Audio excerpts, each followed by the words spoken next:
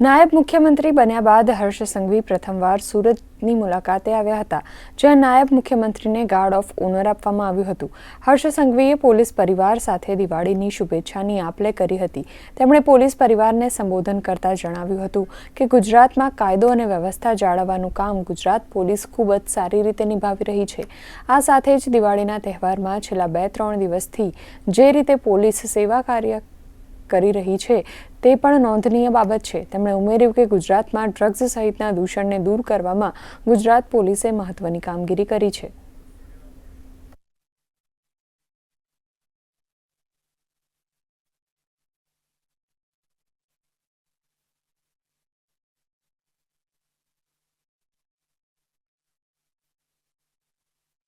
मैं एक नानो एवो प्रयास कर्यो હતો કે ગુજરાતની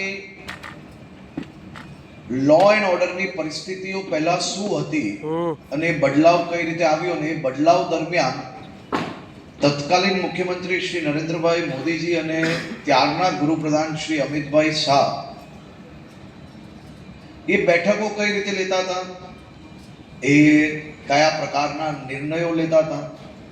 અને અહીંયા જ બેઠેલા સૌ સિનિયર ઓફિસરો જોડે જ્યારે હું મળતો હતો ત્યારે માત્ર એટલું પૂછતો હતો કે બેઠકમાં કઈ રીતે વિષયો લેતા હતા, એ કઈ રીતે નિર્ણયો લેવામાં આવતા હતા અને કયા પ્રકારે ગુજરાતને આપણે આખું લો એન્ડ ઓર્ડરની દ્રષ્ટિએ પરિવર્તન આવ્યું.